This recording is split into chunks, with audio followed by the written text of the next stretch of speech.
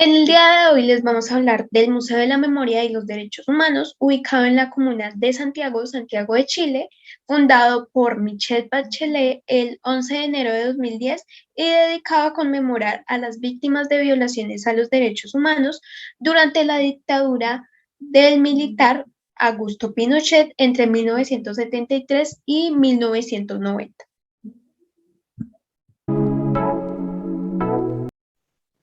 Laura Juliana Cortés Rodríguez. Miguel Santiago Garzón Arévalo. Hola, mi nombre es David Páez Vargas. Objetivo. El museo se elabora con el fin de contribuir al esclarecimiento de lo sucedido entre el 11 de septiembre de 1973 y el 11 de marzo de 1990, así como la importancia de la memoria en la reflexión y esclarecimiento de las violaciones de derechos humanos que ocurrieron en esos años, permitiendo dignificar a las víctimas y a sus familias. Adicionalmente, como los informes no establecen la verdad de una manera unánime, surgió la necesidad de construir un museo de la memoria, pues a partir de estos informes de la Comisión de Verdad y Reconciliación se cuenta a detalle lo que pasó, cómo se identifican las víctimas y la manera en la que se describe lo que sucedió en las ejecuciones o desapariciones de los ciudadanos. El Museo de Chile, mediante la memoria, desea dar a conocer las violaciones sistemáticas de los derechos humanos por parte del Estado de Chile entre los años 1973 y 1990, para que a través de la reflexión ética sobre la memoria, la solidaridad y la importancia de los derechos humanos, se fortalezca la voluntad nacional para que nunca más se repitan hechos que afecten la dignidad del ser humano. El Museo de la Memoria y los Derechos Humanos es un proyecto de reparación moral a las víctimas y propone una reflexión que trascienda lo sucedido en el pasado y que sirva a las nuevas generaciones para construir un futuro mejor de respeto irrestricto a la vida y la dignidad de las personas. El museo exhibe aquella memoria que los informes citados permiten contar, aquella que las clases políticas acordaron decir, a favor de una democracia que debía ser protegida radicalmente y en donde la problemática de los derechos humanos se trataría en la medida de lo posible.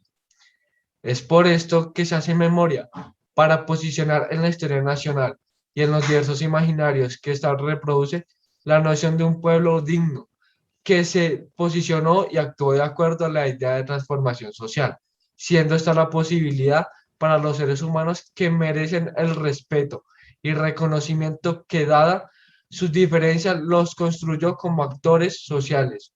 Esto se vincula con la idea de rescatar aquello que otorgó sentido a las muertes y vidas de muchos y que se encuentra en las políticas de memoria y derechos humanos. El relato que cuenta el museo en Chile, siendo parte de un consenso, puede llegar a cambiar con el tiempo o es algo fijo que a partir de ahí marca otras perspectivas. El museo pretende ser un puente entre la historia y los ciudadanos de hoy para generar un compromiso profundo de una evaluación sin restricciones de los derechos humanos en los diferentes ámbitos de la sociedad. Por eso, el relato que cuenta el museo en Chile, al ser parte histórica, tiene que cambiar. Sin embargo, la identificación de las víctimas y de las violaciones a los derechos humanos que se cometieron en esos años no cambia.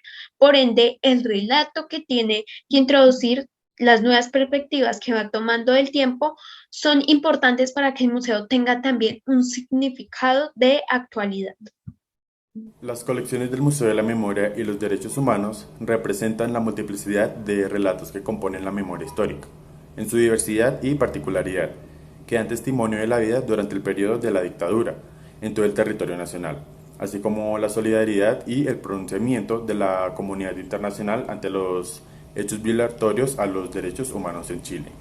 Cuenta con diferentes espacios para exposiciones temporales como la sala del tercer piso y la Galería de la Memoria, una explanada de 8.000 metros cuadrados, un auditorio y obras de arte abiertas al público que forman parte de su arquitectura. El museo es una institución cultural de memoria y derechos humanos de primera importancia en la ciudad de Santiago.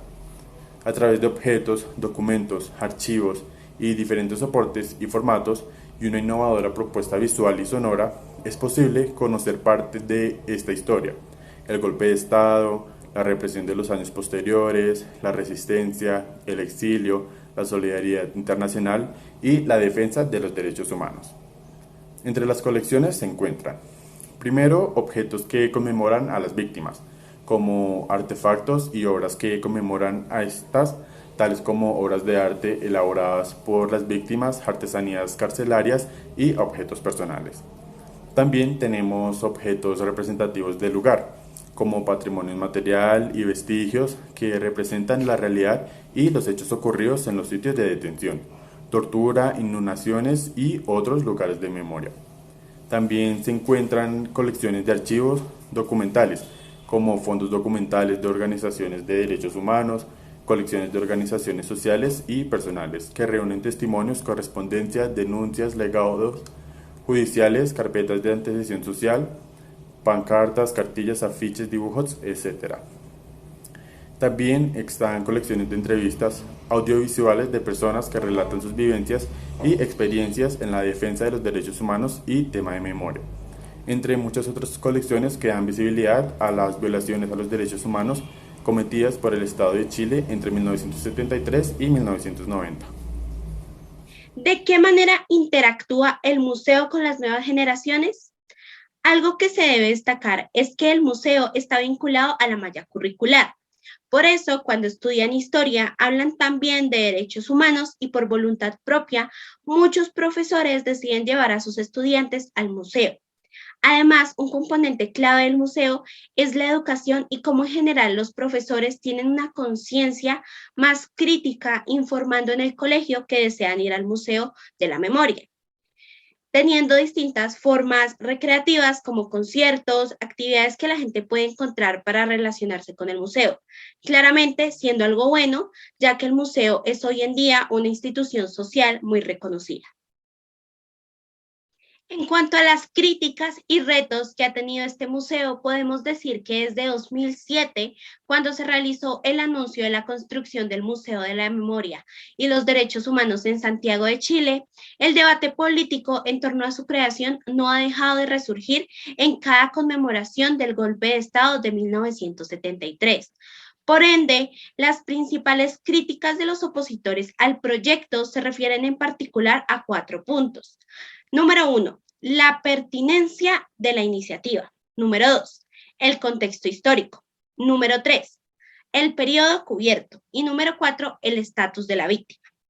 En general, se trata de un debate político y académico propio de las élites gobernantes, pero que ha tenido un impacto directo en la opinión pública respecto de la interpretación del pasado traumático del país. Cabe mencionar que la idea de un lugar de memoria para las víctimas de la represión de la dictadura militar ya había sido mencionada en el informe RETIC de la Comisión de la Verdad y la Reconciliación en el año de 1991. Sin embargo, las características consensuales de la transición democrática chilena, marcada por el bloqueo autoritario de la Constitución de 1980 y la presencia del exdictador como comandante en jefe del ejército hasta 1998, impidió cualquier iniciativa de la revisión histórica. Además que la mayoría de los historiadores chilenos evitaban el tema bajo el pretexto de la falta de perspectiva respecto a los eventos traumáticos, de esta manera evitando cualquier discusión sobre el tema. A partir del año 2000 y los acontecimientos del caso Pinochet, por cierto, un punto de inflexión de la historia chilena, los presidentes de la República, Ricardo Lagos y Michelle Bachelet, reconocieron la necesidad de realizar actos y políticas simbólicas de reparación respecto de las violencias del periodo de 1973 a 1990. Si bien existían algunos lugares conmemorativos en sitios donde se habían cometido los peores crímenes del régimen militar, no existía un espacio dedicado a la historia de las víctimas y también de los derrotados de la Unidad Popular, siendo este último punto el más controversial en la polémica sobre el museo. Es en este contexto que la idea de un museo de la memoria de las víctimas de la dictadura fue tomando forma durante la década pasada. y justo después de la muerte de Augusto Pinochet en diciembre de 2006, la controversia surgió rápidamente de los primeros días del anuncio.